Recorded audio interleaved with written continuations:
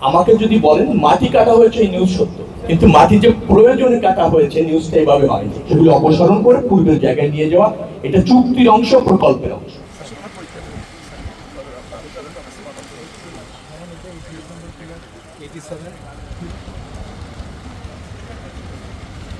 আমাকে যদি বলেন মাটি কাটা হয়েছে এই নিউজ সত্য, কিন্তু মাটি যে প্রয়োজনে কাটা হয়েছে নিউজটা এভাবে হয়নি।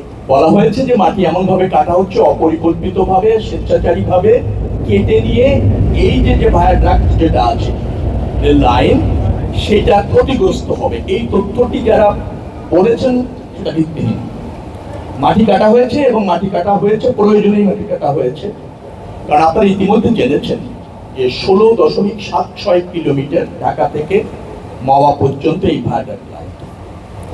এটা যখন নির্মাণ করতে হয়েছে তখন এখানে জলাভূমির মতো ছিল। তো ভারী ইকুইপমেন্ট এবং মালামাল আনার জন্য অস্থায়ীভাবে এই ধরনের ভায়াডাক্ট যেখানেই করা হয় না কেন পৃথিবীর, সেখানে কিছু অস্থায়ী ভরার কনস্ট্রাকশন করা হয়। প্রকল্প শেষ হওয়ার পর সেটা আবার অ্যাজ ইট ইজ জায়গায় নিয়ে যাওয়া হয়। সেগুলো অপসারণ করে পূর্বের জায়গায় নিয়ে যাওয়া, এটা চুক্তির অংশ, প্রকল্পের অংশ।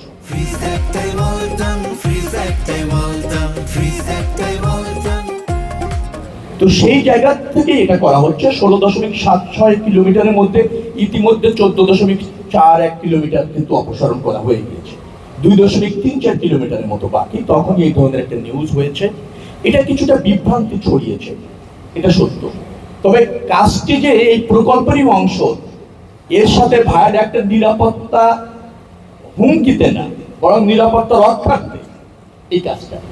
কারণ এখানে আপনার প্রাকৃতিক পরিবেশটা থাকতে হবে, ন্যাচারাল প্রবাহ অবাধ থাকতে হবে, তার অংশ হিসেবে এই কাজ।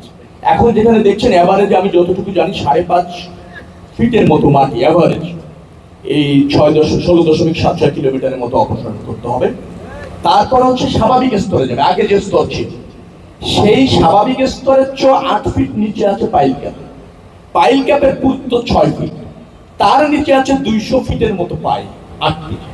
অর্থাৎ এই স্ট্রাকচার, এটা জেনে বুঝে এই প্রকল্পের প্রয়োজনে করা আছে। তার সাথে এই মাটি অপসারণের নেতিবাচক সম্পর্ক নাই, ইতিবাচক সম্পর্ক আছে। প্রশ্নই আসে না। কারণ এটা দেখার জন্য আমি বলেছি জ্ঞানসম্মত লোকজনের সাথে জড়িত, ডিজাইন সম্পূর্ণ নিরাপদ এবং যে কাজটা করা হচ্ছে তার ডিজাইনের অংশ। আমি আরো মনে করছি এই ভায়াডাক্টের নিরাপত্তার জন্য, এখানকার পরিবেশের জন্য, স্বাভাবিক প্রবাহ, জলরাশি, জলাভূমি, আর্দ্রতা সবকিছু মিলিয়ে এই মাটিটা যে 2.34 কিলোমিটার অপসারণ দরকার, সেটা করা একান্তই প্রয়োজন।